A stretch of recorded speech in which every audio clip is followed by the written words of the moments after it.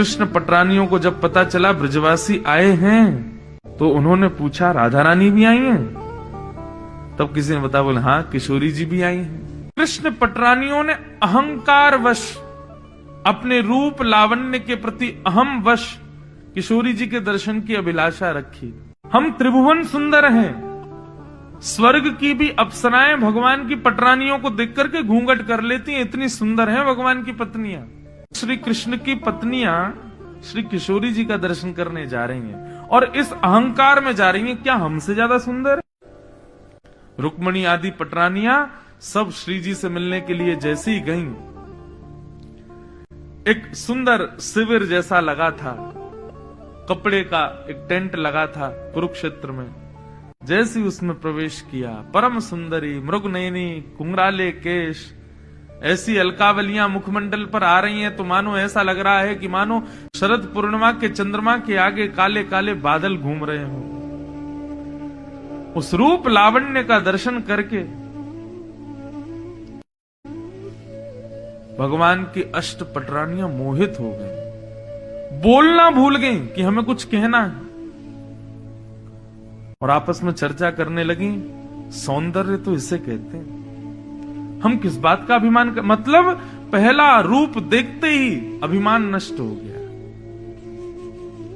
कि हम सुंदर हैं, ये अभिमान था उनको।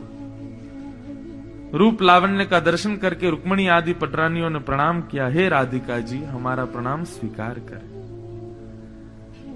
तब उस परम सुंदरी ने रुक्मणी जी को उठा करके हृदय से लगाया, बोले कि क्षमा करें पर किशोरी जी की सहचरी हूं मैं, किशोरी जी तो भीतर विराज रही है,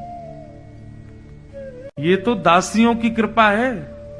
यदि श्री जी की दासी देख ले तो अहंकार शून्य हो जाते हैं, श्री जी देख ले तो क्या होगा?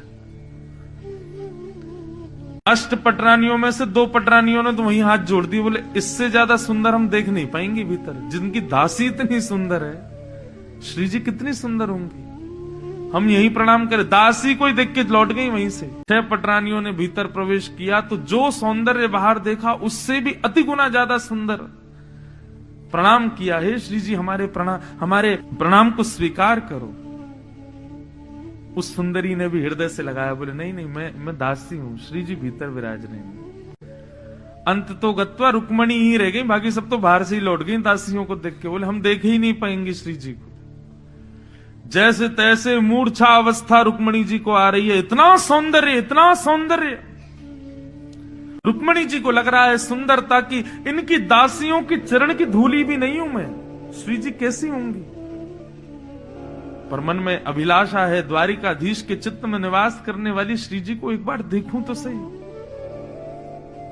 और जब पूर्ण रूपेण अहंकार शून्य हो गई, देहाभिमान शून्य हो गई रुक्मणी, तब मुख्य भवन में प्रवेश किया तो अनंत कोटि उर्वशियों के सौंदर्य को भी लज्जित करने वाली, कोटि कोटि कामनियों को भी लज्जित करने वाली अनंत सुंदरी कन्याएं वहां खड़ी हैं, और उन अनंत सुंदर कन्याओं को भी लज्जित करने वाली परम सुंदरी श्री किशोरी जी मध्य में विराज रही।